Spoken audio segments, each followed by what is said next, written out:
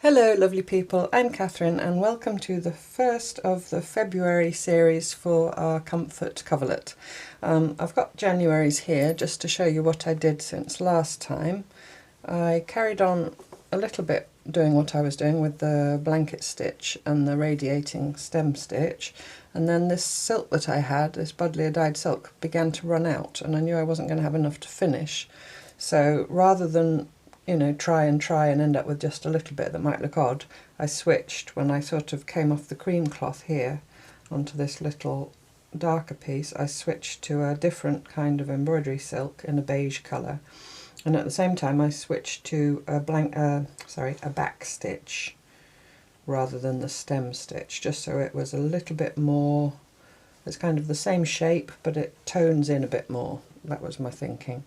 And I've come right round here with that up to here, and I think I'm going to just do a couple more lines just on the red here of my granny's shawl, and then I might do something else over here. I'm not sure what yet, some other kind of stitching. And I've got a little bit of the silk left, so I might just do a few more there with the yellow silk, and then this top piece will be different. So that's where I've got with that. So I'm sure you're all wondering, sorry, I've been tearing cloth and it's dusty and now my nose is itching. Sorry about that. I'm sure you're all wondering what we're going to do for February. Now, I said last week that my theme was home, so that's the theme, home, but that can be interpreted however you like. Now, I sat this morning and I made a list of all the places in my nearly 60 years that I've lived in my life. And I knew it was a lot, but I was absolutely amazed to discover that this is my 30th home, 30th. Yes, so that's averages one every 2 years really, which I think is quite a lot. So that got me thinking, what does home mean for me as someone who hasn't really stayed anywhere long enough to put down real roots? I feel this part of England, the West Country here, is home, but that's because it's familiar to me and I've got, most of my friends live around here. So in terms of physical places, I would say around here feels like home. But I think really home in general as a concept for me is more of a feeling than a place. Of course it's loved ones and friends and so on, but I think for me it's feeling at home. And I can feel at home on holiday. When I used to go camping in a tent, I used to put rugs down and take, fairy lights with me and all that kind of thing, and nice cushions and quilts, and make the tent homely. So I think just having that, just a minute, sorry about that, it was the postie with something that was too big to go through the letterbox. Yes, what was I saying? Yes, I think, like I said, when I used to go camping, I would take rugs and quilts and make the tent feel like home. So I think for me it's much more a feeling of feeling homely, and I know that means something else across the pond. I don't mean I feel ugly. I mean, and we don't really say feeling homely. Feeling homey, feeling at home, cosy, safe and warm and comfortable.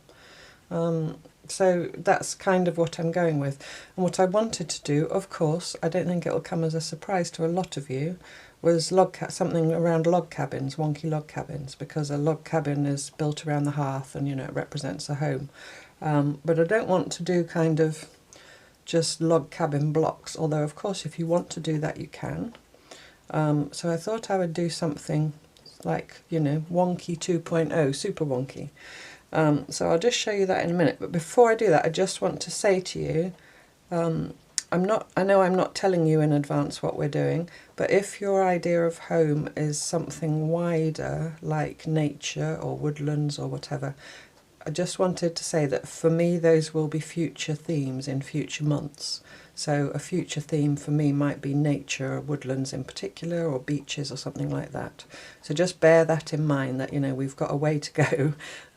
So I would hate you to put everything into this idea of home, and then in future months sort of think I've already done that.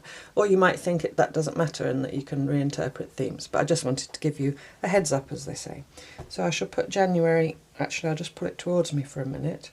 Now I'm not going to do another square this size. This was about a 20-inch square, my cloth, and my middle bit ended up, I'll just tell you because I know you like to know, my middle piece ended up 16 inches square, thereabouts. So my actual piece of work is 16 inches with its, you know, raw edges which might be turned under or whatever.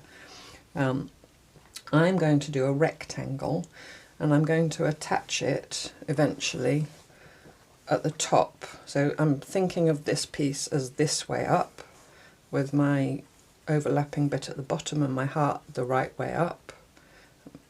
So I want to attach my home panel to the top of my work, so like it's the roof over me, the shelter if you like, over me. This is myself, and then the home will be my shelter. So rather than doing another square, and I don't know what format future months will take, I only know what I'm doing for February. So if you ask me, that will be the answer. But I've gone with a rectangle.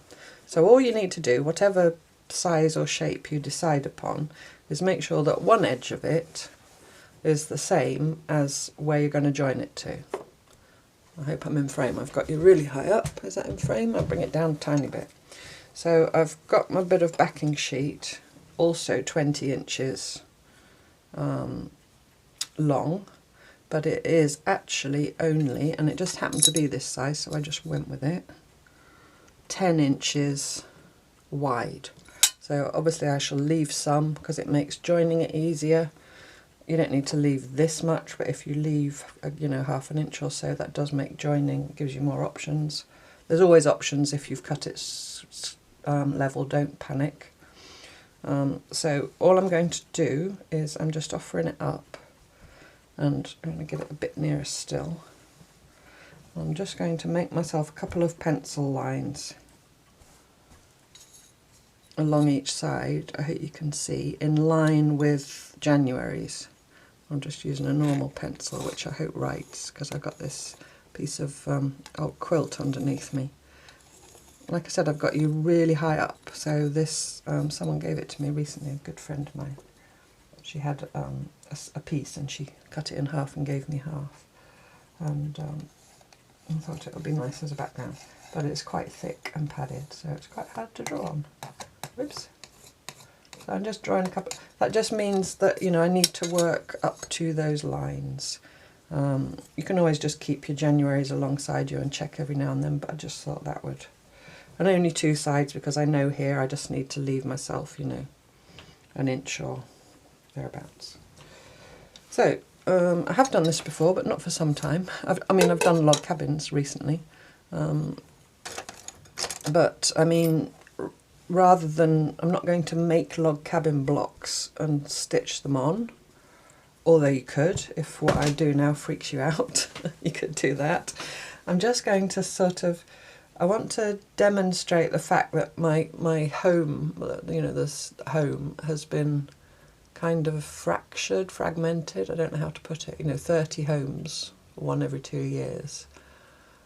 I've not lived in one place for, I think the longest I've lived in one place continually, because my childhood home we came and went. I think the longest I've lived in one place is only about 8 or 9 years, something like that. So I wanted to sort of express that somehow. So I thought I'd do kind of fractured log cabins going all over the place. And then once I've done that, I'm going to stitch some words into them, that kind of reassuring words, or words that express the concept of home as a feeling, you know, home is where the heart is, that kind of thing. So that's my thinking. For you it might be completely different, because your idea of home might be different. So, you know, this is very much you interpret it in your own way.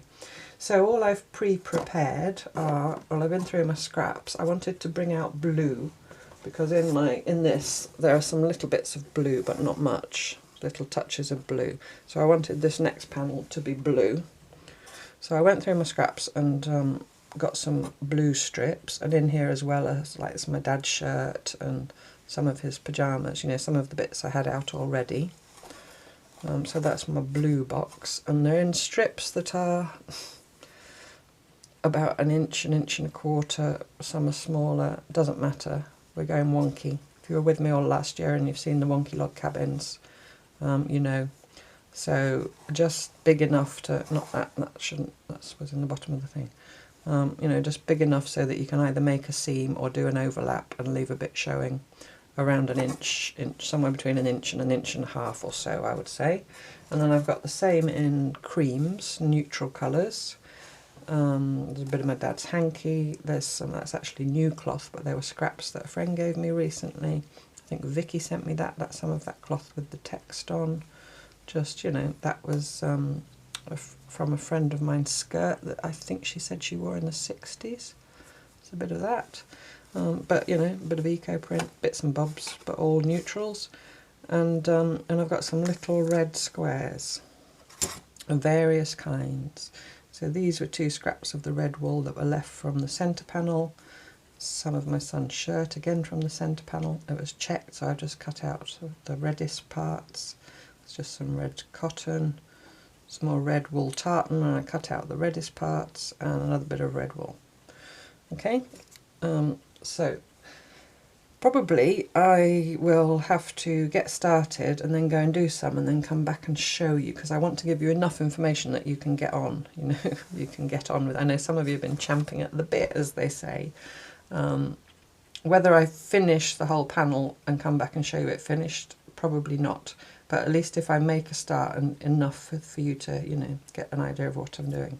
So, and for me to get an idea of what I'm doing, I'm going to start with a bit of that red wool as a half square. I'm going to just plonk it somewhere. And I'm going to put a little applique pin in it.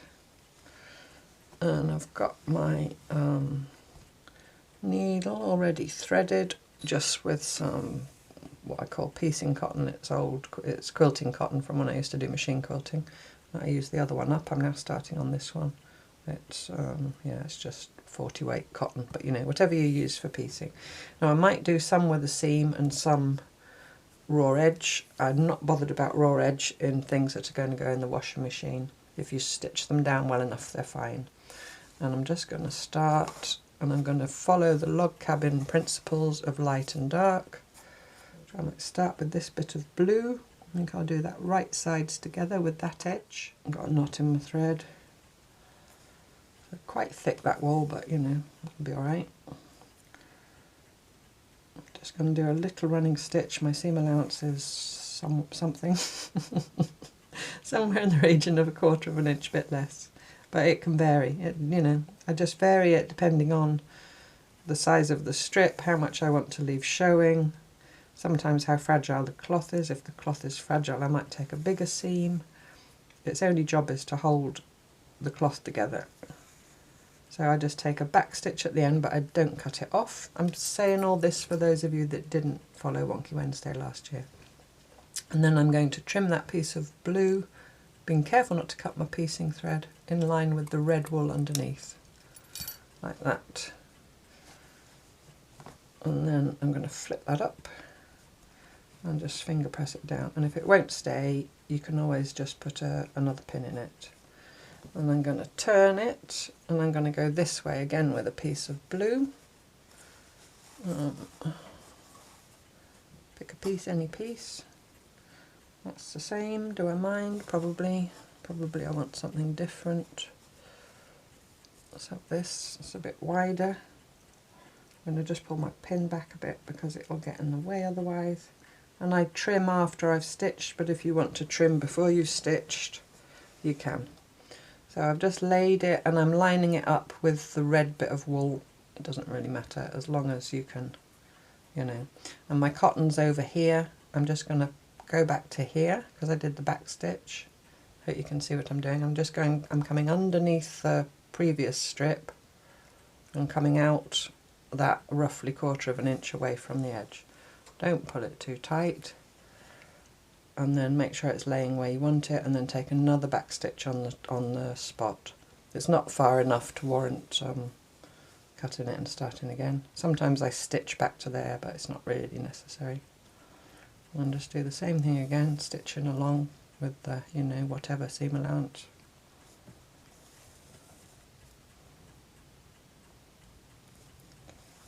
All the way to the other end.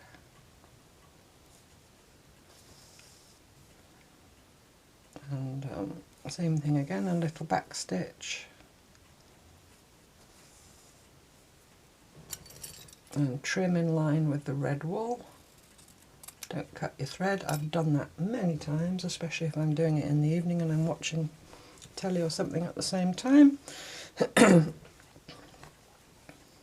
But at least if you've done the back stitch, it doesn't really matter if you cut your thread. I just leave it and, you know, re-knot and start again. So now I've done 2 lines of blue. Now I want 2 lines of my neutral. I think I'm going to stick with the, can't move my thing because my needle's stuck in it. I think I'm going to stick with the, you know, 2 darks, 2 lights. The darks are my blues, obviously. I'll see as I go along, it might change, but you know, you don't have to. You could do 2 different colours or, you know, whatever, or just do it completely scrappy. There's no rules really. I mean, the principle of log cabin, the dark and light, is a principle. Principles are not rules, in my mind. Right, let's have a bit of this. So now you might want to think about how much of your red you want showing.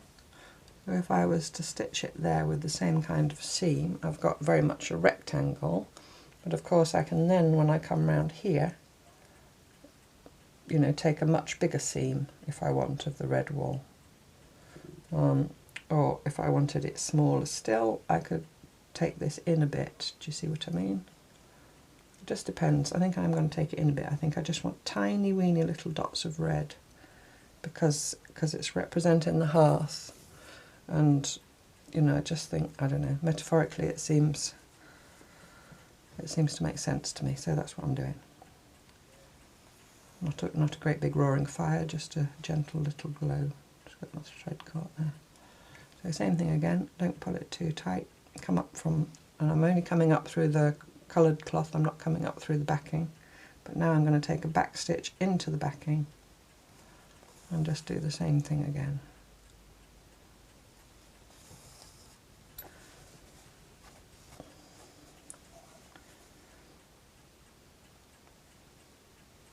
And I did say, didn't I, that I just plonked the first one anywhere. I didn't give it any thought. I went somewhere towards the middle, not this middle, but you know, I didn't start right up on the edge because I want to be able to get round a few times. It remains to be seen how we're going to make this end up rectangular, but we will one way or another. Another back stitch. I guess it's kind of a structured collage that we're doing. You want to call it that. Flip it back, finger press. What I think I might do is use this same piece but use the back of it. So I put it wrong side down and just auditioning where I might want the little red square to be. And all that cloth is now hidden in behind there, but that doesn't worry me. I can't trim it now without getting all the stitching out, so it'll just have to stay there. It's just the nature of the beast. So I'm going to jump down there. Again, coming through only through the top, you know, the little cloths, not through the backing. And now I take a back stitch into the backing and then come forward. Whoopsie.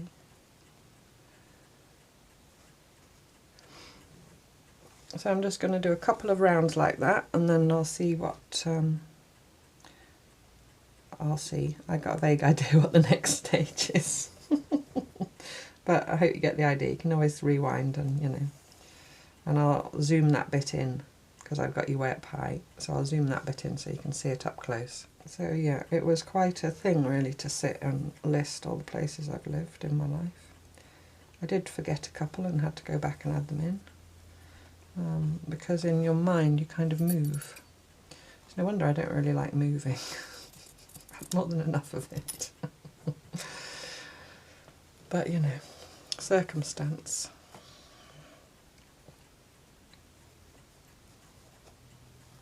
So now I'm back to the blue. Let's have a bit of my dad's shirt. I want some of this up here where it's... If you've got a really thin cloth, you can just make a wider strip and do it double if you think it's too thin on its own. So then I could stitch it like that and flip it back like that, and then I've got a double thickness. I think it's okay single this because it's quite thick silk, you know, as silk goes. Just going to square that end off a bit. that over there to go in the scraps later.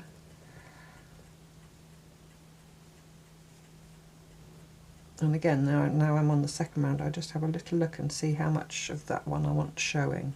And you can vary that, they don't have to be all the same. I prefer it if they're not all the same. So I think if I stitch along that line in the pattern, I will be about right.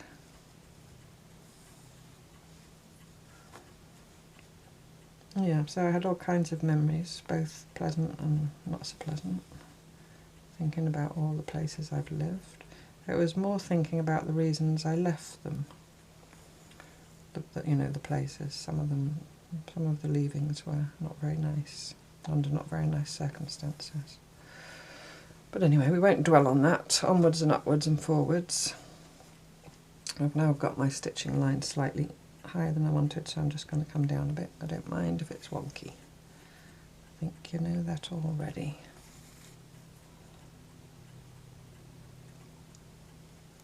So I hope that, you know, for you it's not a traumatic exercise thinking about home. I hope you've all got nice places to call home.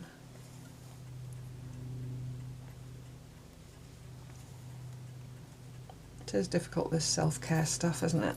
We have to think about things that maybe we don't want to think about, but sometimes it's unavoidable.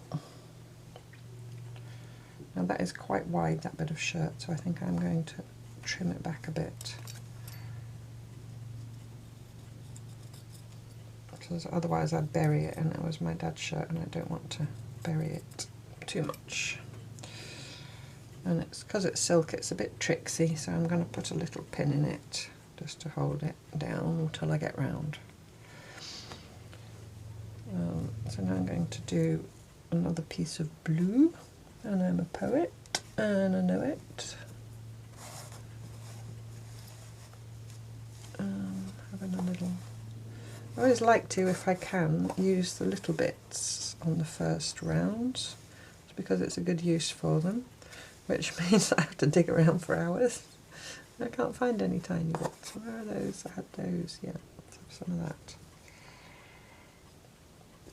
Now again, this is quite wide. I don't think I want it as wide. I think I'm going to just trim this down a bit as well, because I can use that little scrap somewhere else, on a stitch meditation scroll or something. It might be a nice thing whilst making this project to keep your tiny scraps like this in a separate container to your normal scraps. I'm just thinking aloud here, and make a stitch meditation scroll with the little bits to kind of accompany the cloth. I might do that. Now, has that idea just occurred to me? I've now got a feeling that someone in the Facebook group or somewhere said that they were doing that. It's very possible that I've seen that somewhere and not made it up myself. But whether I just came up with it or I've seen someone else say it, I think it's a good idea. I think I'm going to do it. Whoops. So I will just tear myself a bit of sheet, find myself a scroll, and then after each time I've done my piecing, all my little scraps, I will stitch them onto the scroll. And at the end of the year I'll see what scroll I get. Because, you know, I don't have enough projects going on, I need another one. You don't have to do any of the projects. I keep saying that because I think some of you feel that you kind of do, or you make yourselves feel that you do have to. You really don't. If you just watch me and knit a jumper at the same time, then that's fine, but just watch me. No, I don't mean that. You don't have to watch me if you don't want to either. If you miss a video, you miss a video. Just trim that bit off. Put that in my new scroll pile. So now I just need 2 more bits of pale if I'm going to keep it, you know, what's the word I want? Oh, words sometimes. Symmetrical, thank you. Thank you, whoever was shouting that, I heard you. Let's have some of this. No, let's not. Let's have something plain because I've already got patterned there. That's a little bit of linen. again, that's quite wide. Now, now I feel like I'm deliberately trimming bits off because I want them for my scroll.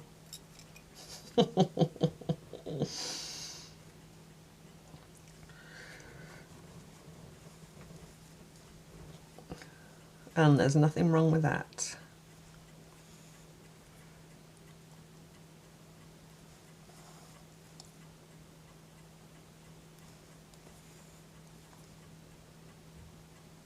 Now, so far I've made seams, only, you know, stitched and flipped kind of thing. I could have, because that's got a nice fluffy edge, if I'd thought of it in time, put it down raw edge. Maybe I'll do that with the next piece. Like I said, that's up to you if you're happy with raw edges or not. What I do, I'll just show you. I'm showing you something. Look up if you're not watching me anymore. As I'm doing my fancy stitching, like here, yeah, you got to the end of your row, or you've put your stitch marker in, or you've done whatever you do. Here I was stitching out with this tan coloured thread, and this patch here was raw edge, this little brown patch. So whilst I was there with that thread and my needle, I just did a little overcast stitch around the edge of that patch, you know, just while I was in the neighbourhood kind of thing. So you can do that while you're working. Just look at your work, and if you've got something that's come apart a bit, or, you know, a raw edge that you think needs tacking down or whatever, just as you're doing your fancy stitching, you can just do those little repairs. Or, you know, if you want to applique a little something over because there's a hole or something you're not happy with, doing your fancy stitching over the cloth is also an opportunity to kind of examine every inch of the surface of the cloth and do what needs to be done at the same time. So yeah, I just wanted to show you that. You can go back to your knitting now. Back stitch, trim on the scroll. And now that's super narrow now. What I could do is, when I come here again, is just tuck whatever I'm going to put there under it, rather than making a seam. We'll see. I need another bit there. What's this? It's a bit grayer. Not sure about that. It's a bit dark. It might fit somewhere later better. I think it's because it's against this, which is the wrong side up, so it's very light. That can also go in my scroll pile. So some of this.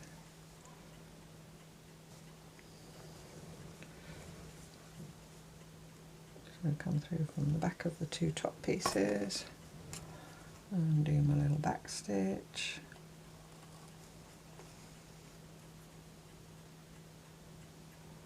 And away I go again.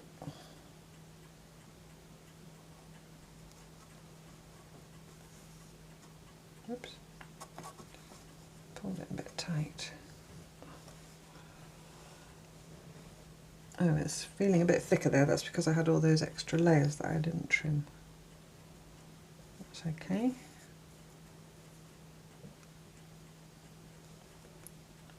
Really don't mind if the finished cloth will not be uniformly the same thickness. You know, like if you made a quilt with all cotton and wadding and a back, it would be, apart from the seams, it would be pretty uniform. I actually like the cloths to have, you know, hills and valleys and contours and texture. Alright, let's trim that.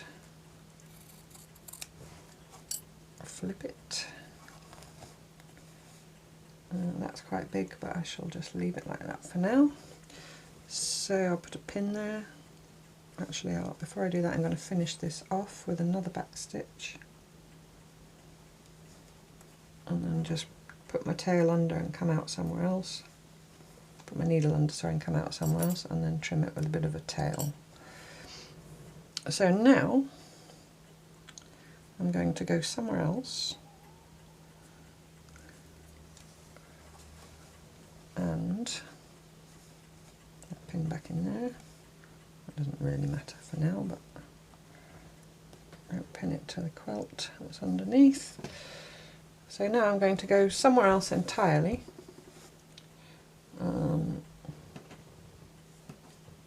With another red square. Let's have that one. No, let's have that one. Under a different angle. Don't really care where. And I know you're worrying now what's happening between here and here. I'm not worrying. I don't yet know, but something will happen. That is sure. Let's put a little pin in it. We will make it work one way or another.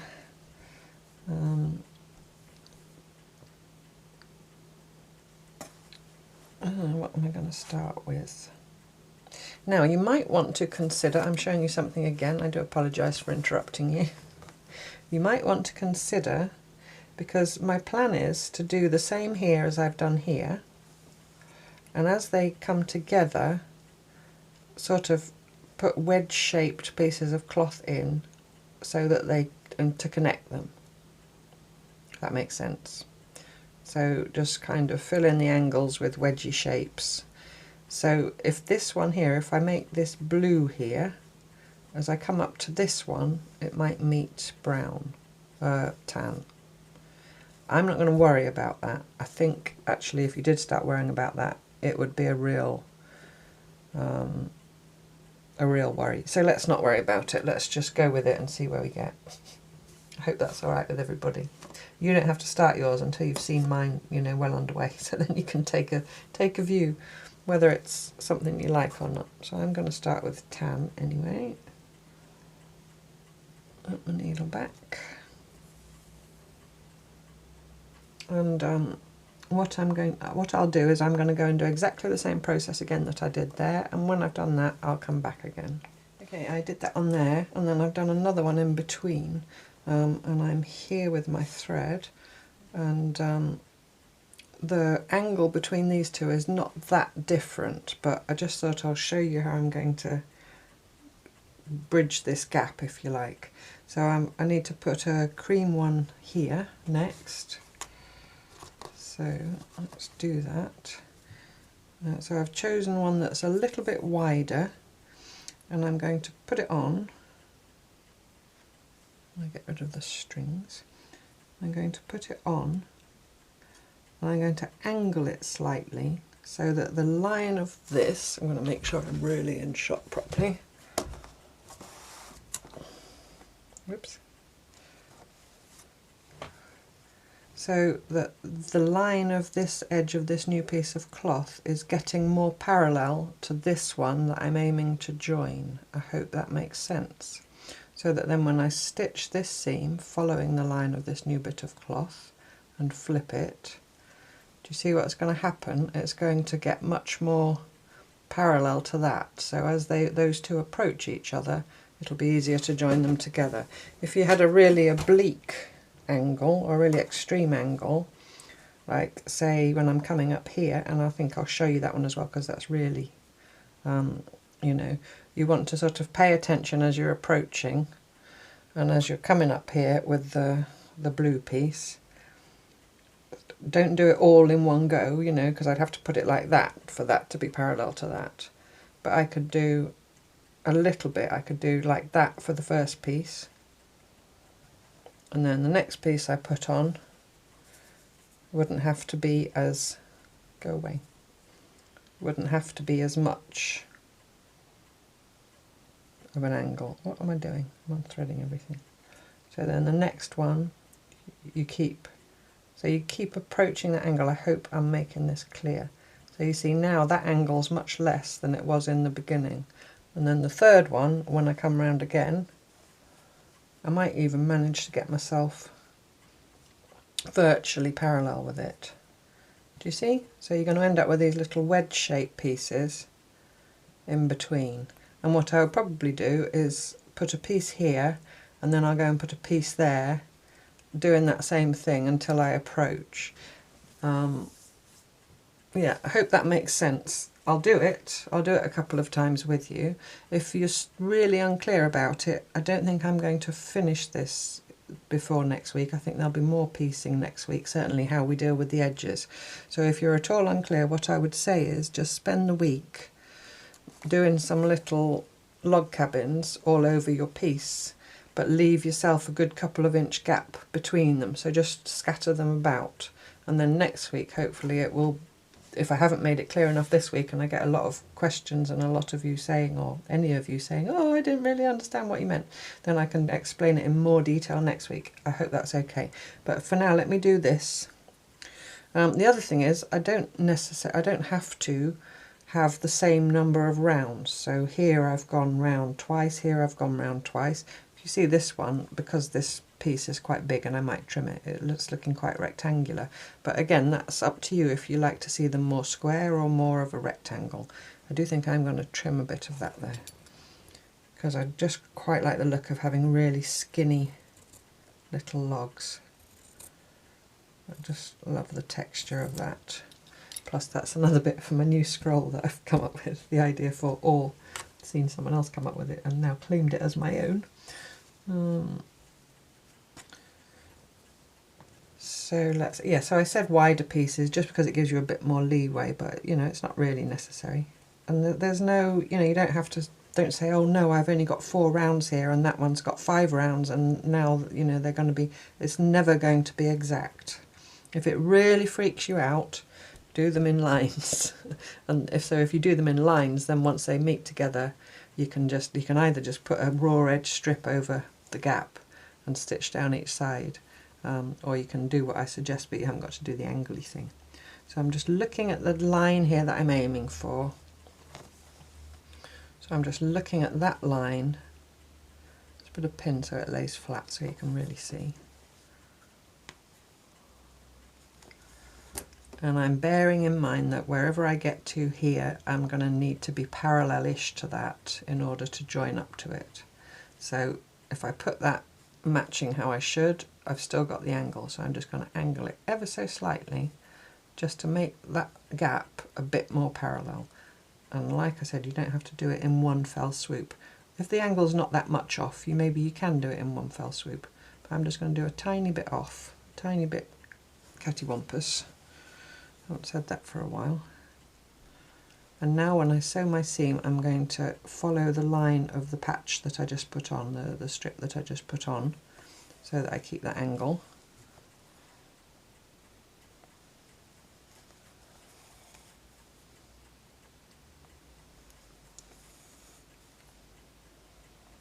And then when you come to join them, there's different ways you can do it.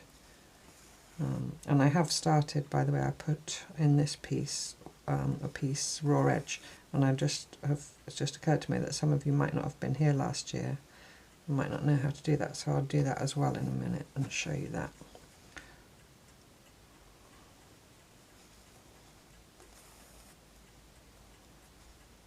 So just the same as before, running stitch, follow the line of your new strip, back stitch at the end. I'm going to trim it slightly long. I always trim slightly long when there's an angle.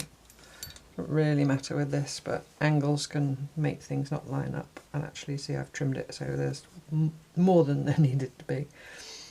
So if I put a pin in that now just to show you.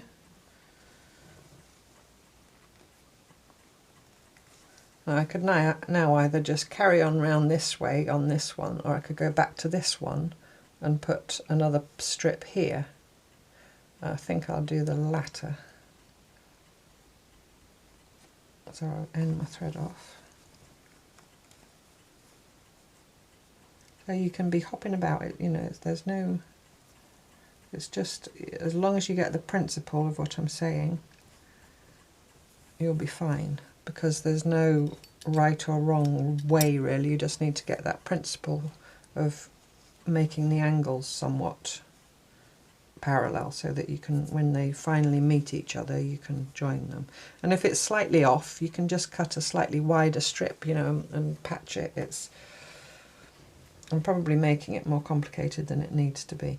Right, so now I'm looking at my first one, and this was the place I started, because this strip has got something over both of its ends. So if that's important to you and you want to start again in the right place, that's where you'd start.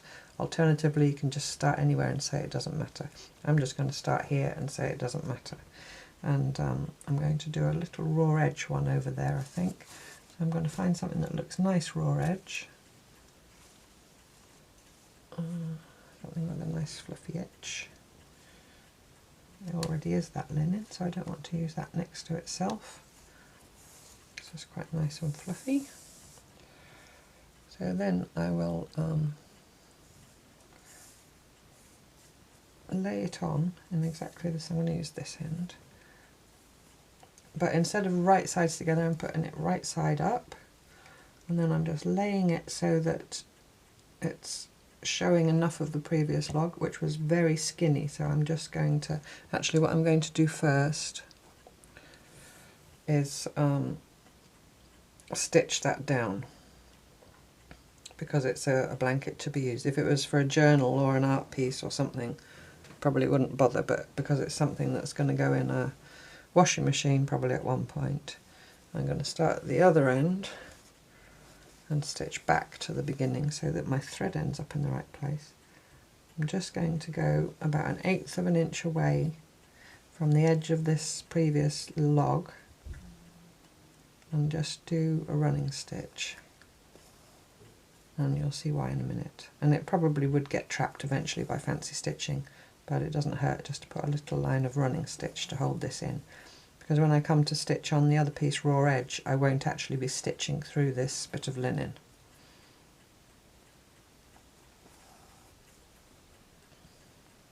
Because I want to stitch it on in such a way that my stitching line will be hidden.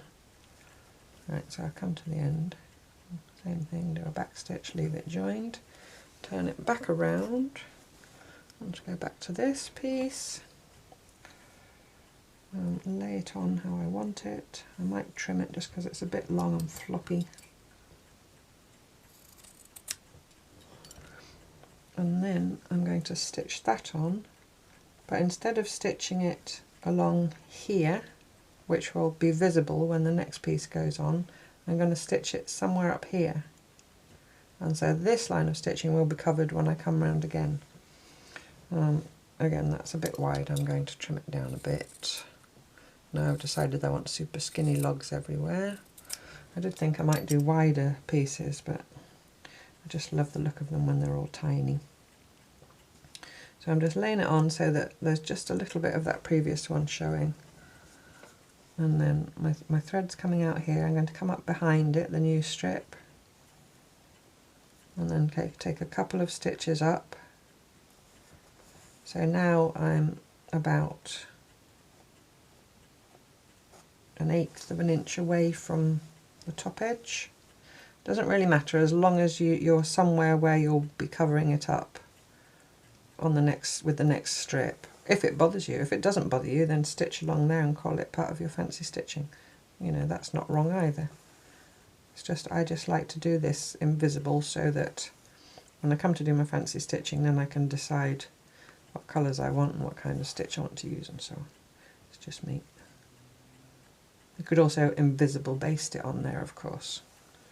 That would be another option. I'll just put it on like that. And so now I'll do a cream piece across there. Do I need to do that? Yeah, I will do that. Some of this. Again, I'm going to trim it a bit because I've made it a bit big. Because I've changed my mind.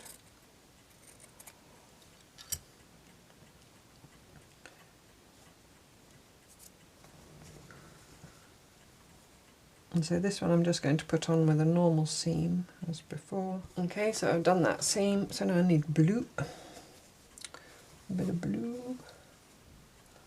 Some of this. A bit of cotton lawn that I indigo dyed some years ago. The final scraps of it. I'll just do this with a normal seam as well. And maybe the next piece of the blue I'll do again with a raw edge.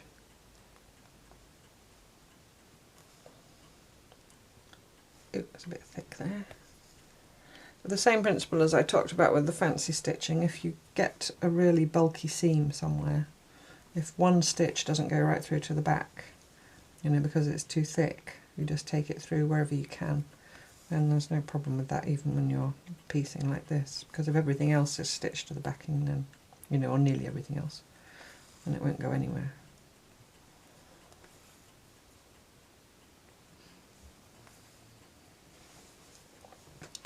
So just come into the end.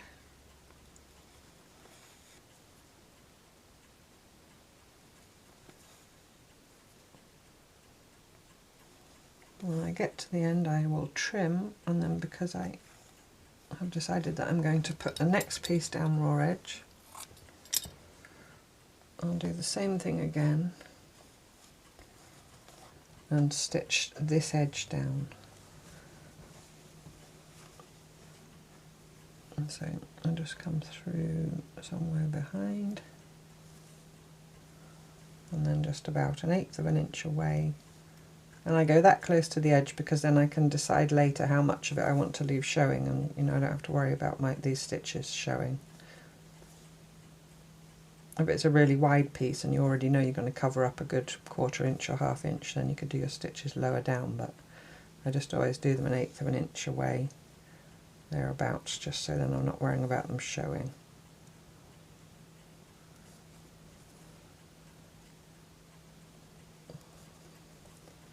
Now I'll finish off. You could turn around and stitch back the other way if you wanted to, but I'm just going to finish off.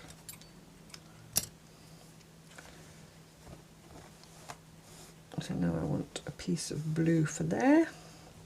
That looks nice raw edged. About some of this. Is that a bit narrower now? I wouldn't normally have pre-cut all these strips. Well, some I pulled out of the scrap so they were the size they were, but the ones that I pre-cut, if I was working just myself, I wouldn't pre-cut them, because now I've decided to have them narrower. I'm having to trim off little bits. I mean, nothing will go to waste because I've now got my scroll. But yeah, I would normally work a bit and then cut all my strips. Maybe if I then at one point decide, right, this is how it's going, I can maybe get away with cutting that down the middle, it's so wide, and using it as two. Because if you pre-cut everything and then as you're working, you know, in this slow stitch way where we're free to change our minds, you know, you might find that you have to be trimming little 1/4 inch bits off everything, and that makes very small scraps. I'm just going to put a pin in it because it's getting a bit longer. So same thing as before, I've laid it so that I'm happy with how much of the previous one's showing. Actually, I might move it up a tiny bit. Just a teeny tiny bit. And then the same thing again. I don't really have to stitch the end down because that will get trapped when I come round with the next piece. I only did it before because that's where my thread was. Whoops. Pulled right through, it's quite a loose weave. Just be gentle with it and then do a back stitch. So just exactly the same thing, a little running stitch, 1/8 of an inch-ish from the edge. Okay, so that's now stitched down. I can get my pin out. So now I'm back here to where that's going to meet that. Now I might now go and work around that one again, because, oh no, I'll put one here. No, it's okay. No, I was going to say I might work around that one again, but actually this one, this is where I started, isn't it? So it wouldn't matter. You have to just look as you're going along and decide what you want to do. But this one's going to look bigger than this one. This one might have more added on 3 sides and not here. It's very much a kind of easygoing way of working. So the only thing I don't want is to have the same cloth that I'm going to meet up with. That's just me. Or the same cloth I've just used. Talk amongst yourselves while I decide. Have some of this. That little old tin over there. So I can see that this piece is not going to get me there. It's probably going to take one more piece. Stella's snoring, if you can hear her. So if I did that with a seam, that would come to there. And it's nearly parallel, so I will probably just angle it slightly, and you're looking at this edge and that edge and seeing if they look parallel. And so then if I stitch that like that, you'll see that that gap there now is pretty much exactly parallel. So I can then come back there, just put a pin in this as if I'd stitched it. In fact, no, let me just stitch it quickly. I'll just stitch it. So I'm just going to stitch it under that angle that I showed you. Okay, so I've stitched that down. So if I flip that up now, and put a pin in there. Now I won't go and do that gap yet. I think I am going to go round this one once more. So I will get I already finished my thread off, I just need to cut it. So I look again, because apparently that matters to me, where I finished here, because this strip doesn't have anything else sewn over it. This strip's sewn over both ends. So that's where I need to start. I'm just going to trim that a bit, because that's a bit too much. So let's get a bit of blue. So I'll go round here, round here, and round here, and then I'll come back when I'm here and show you what I'm going to do next. When I've worked it out for myself. No, I do. I'm okay. It's under control. I just hope I'm not freaking you out. I think I'm probably making it sound more complicated than it is. I've just come back to say, because I'm now here on this edge and I'm looking at how close I'm getting to this one, I'm going to start angling here. So it's a bit of my dad's pyjamas. I think I'm going to choose that darker bit there. And cut it to length. It's super wide. Actually, no, I'll use this piece. So this line's going this way, this line's going that way. I want this end to close so they get more parallel. So I'm going to angle this ever so slightly, like that, and then I'm going to stitch it following the line of the strip for my seam. So yeah, you just have to keep your wits about you. The worst case scenario, the worst that can happen is not even bad. If you put all your strips on here and you don't change the angle and you end up here and you've got this happening, you just get a little triangle of cloth and you just cut yourself a triangle that overlaps everywhere and you stitch it down. Or you get a applique bit of a heart or a little circle or something like that, and you stitch it on. You make it part of the design. I've just thrown one on the floor. This is only if you really want to make yourself crazy like I am. So there's nothing bad will happen, or there's no problem if you say, oh my goodness, what on earth are you doing? This is not meditative at all. This is blowing my mind, not in a good way. I just wanted to do it, and I thought maybe some of you might as well.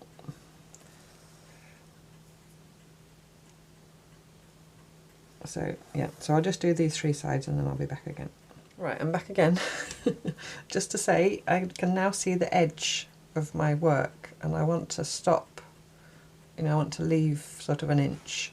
So the same thing here, I can see I'm approaching a line that's going this way and my line's going that way. So this piece, again, I'm going to angle it a little bit.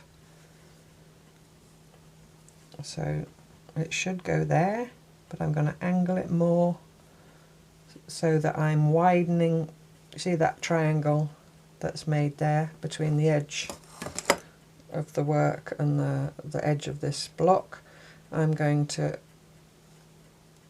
make the point of where the point of the triangle is further apart, so that the bigger end of the triangle becomes closer together, so that when I stitch along there and flip it up, do you see that's already reduced that angle quite considerably.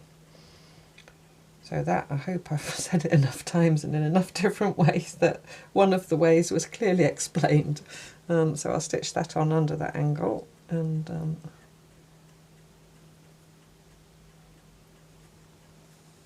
when I get, I'll just do that, and when I get onto the other side of my log cabin, I have to again pay attention to the line that I'm aiming for, which will be also the edge, but the angle will be going the other way.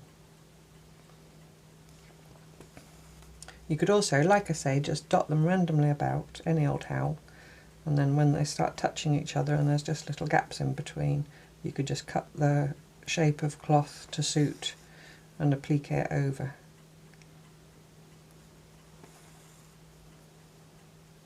You do not have to do this if you think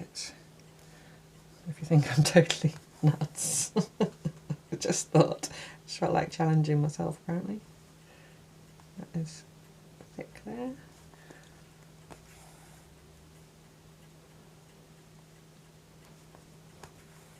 Or you could do a combination of both. Where the angles are, like I had here, they're not that extreme. You could do this process.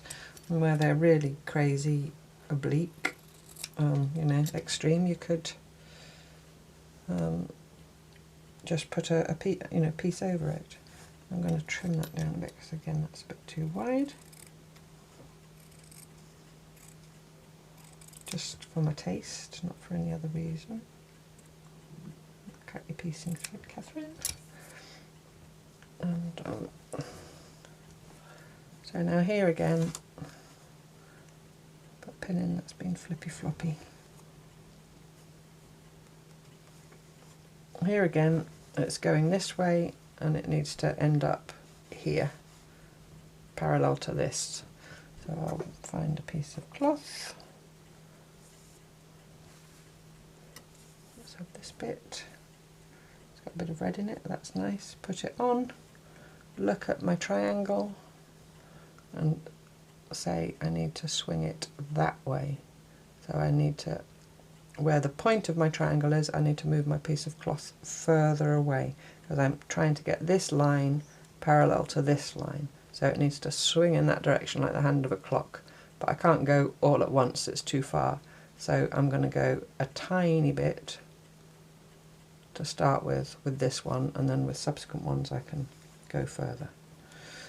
I think I've come up with all the possible ways I can to explain it. Okay, I did realise I was putting blue on and changed it for a beige piece. You're all shouting at me. So I'm back here to my join where I want to join them. It's too big a gap now that I've got a small bit, so I'm going to sew another piece, another round on here in exactly the same way.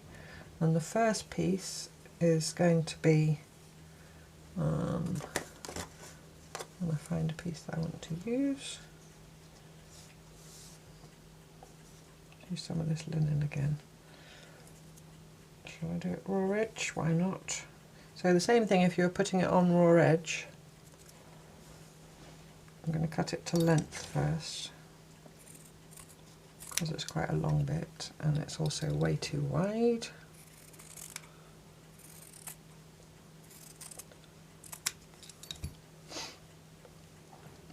So you would normally put it on like that and you would leave your bit of log showing, you know, as a rectangle, but actually you want to put it on under the skew width the same, and here it's pretty much easier to see because you've got that little tiny skinny angle. So you just want to turn it just a little bit so that you make that gap parallel, and that's the same principle everywhere, it's just easier to see the closer you get. So you might have to, you know, play about with it, just depends how good you are at visualising these things. We're not all the same at that, are we? So the same thing as before. I'm not going to bother stitching that down because it's pretty well anchored. There's a cross between anchored and angled at both ends. And I'm going to do fancy stitching, so right. So I'm going to come up again the not quarter inch, the 1/8 of an inch away from the edge and stitch that down. So I'll just stitch that down and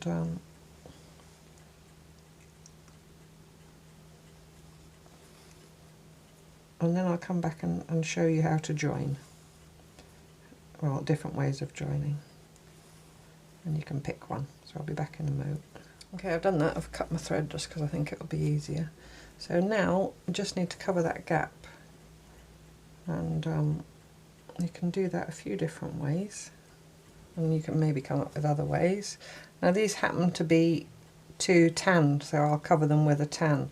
I think if I had a tan meeting a blue, what I might do is take one of these pieces that I said was too grey and use that. So if you had, you know, a light and a dark, maybe you could use a medium, if like here where the dark's going to meet the light.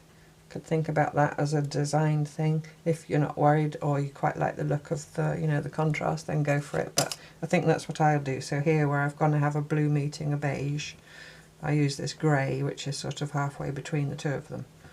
That might be my way of dealing with that.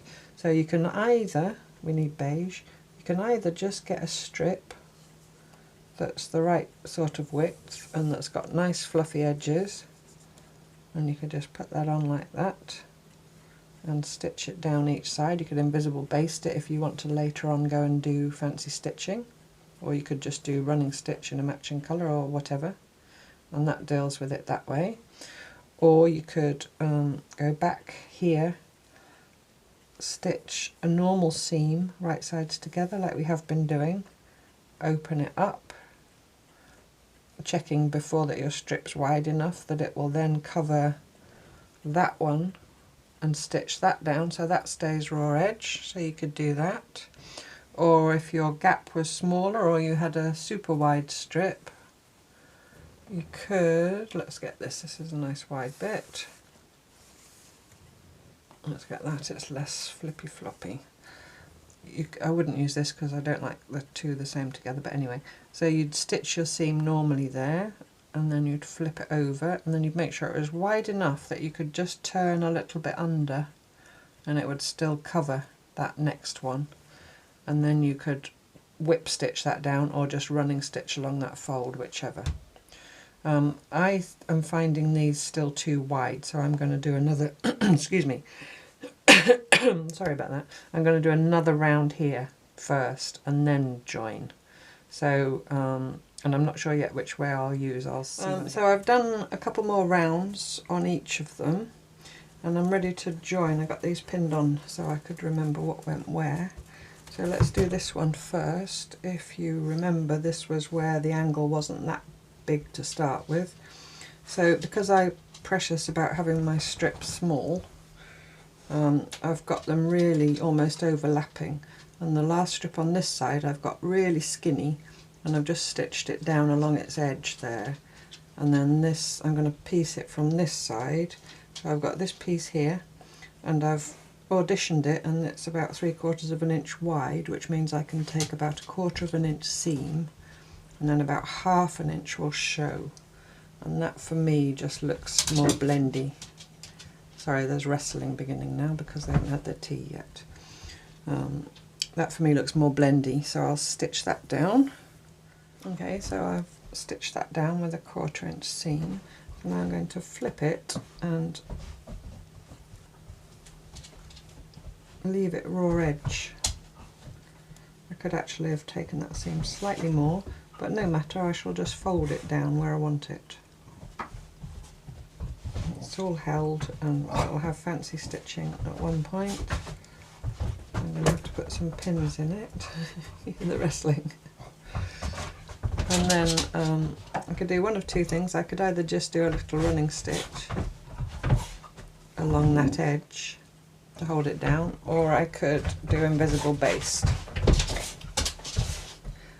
Don't get too boisterous now, please. I shall feed you in a minute. I'm just finishing telling the people so they know what to do all week, so they've got their homework. I think since I've got cream thread in my needle and it's cream cloth, I'm just going to do a little running stitch just inside the fluff there, just enough to tack it down.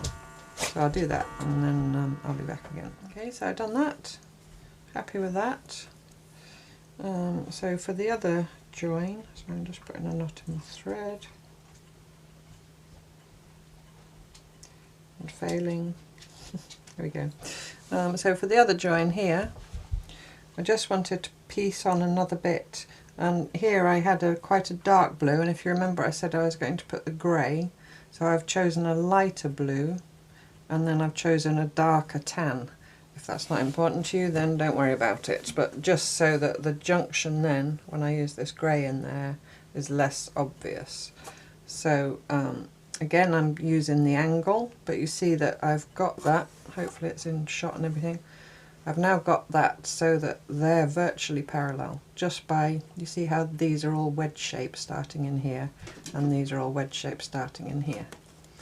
So I got there in the end. I'm just going to stitch this down. Oh, the other thing to say is I'm making sure here, here's my outside edge, that my pieces are extending towards the edge, but I'm leaving sort of half, 3/4 of an inch uncovered. Now I know that's all super wibbly wobbly. I have stitched all this down. I think I'm going to put some kind of final strip of cloth all around just to make joining easier. So just if you know, if you carry on during this week, just stay a good distance away from the edge. If you want to put a frame around like me. Okay, I'll go ahead and stitch this and then I'll be back again. Okay, I'll stitch that down. I'm just going to trim it a tiny weeny bit, just like 1/4 of an inch. I'm just aiming for that final strip, that grey that I'm going to put on, to end up being about the same width as the rest of the strips. Probably trimmed it a tiny bit too much, but anyway, it'll be alright. So now I've got my grey bit, and I'm going to stitch that. Let's stitch it onto where I just trimmed first. It doesn't really make any difference. Now my grey bit is quite wide, so I'm going to stitch it on first. I'm going to extend it here right out because I've got the room. I always rather have a bit more than a bit less. So I'm just going to put a couple of pins in there and stitch that, just a normal seam. Okay, I've done that. I probably do need to trim a bit off the ends, but they're not doing any harm. So now I'm going to get the pins out of this bit of silk, and this is just to show you another way of doing it. I think the laying the strip on just raw edge both sides and stitching it down is fairly self-explanatory. Just fiddling about because I've got a bit of bulk there. So now I'm going to turn over some, however much I need to. Slightly less than that, slightly more than that, sorry. So I've got slightly less showing. Sorry if my head's coming in. And then I can invisible baste or do a running stitch or whatever I want just along that seam. Because that's silk and that's tricksy, I might just stitch that down first. I might just trim that and tack it down, but then I'll do that because, you know, it won't stay because it's silk. I always would rather just tack things down. I know it's an extra bit of sewing, but it just makes me happy. So that, basically, if you don't want any raw edges, that's how you can do it everywhere. So the final thing to say, I don't need to actually stitch that down, do I? I can do that afterwards. The final thing to say, well, I've said about the edges. So now I've got these three on here. Just have a peep here, I'm in the middle. I've got these kind of weird shapes all around. So I think what I would do now is I would get my little red squares and I would just have a look where I might want to put more. So you see here is almost a square shape, but it goes like that. So you could say, make it easy on myself, I'll put this so it's square to that. But I like I want this wonk going on. So I wouldn't put it parallel, I'd deliberately put it under an angle. And I'd try and put it under a different angle to the ones that are already there. So I might say, well, I can put one here, and then I might get another square, and sort of say, well then, and then there's a space here, I can put one. Here's a bit small. If you decided it was too small to put a little tiny one, what you could do instead is I would finish all your log cabins, and then any areas that are left, just go back and piece strips onto there until you get to your edge. So yeah, so you could just have a little play once you've got 2 or 3 on, and so you can put one there, and you can put one there. But you know, play with the angles and just do them one at a time because that might change, but you know, just to give you an idea of where you're going, I probably will do this one next into this angle here, and then see where I go after that.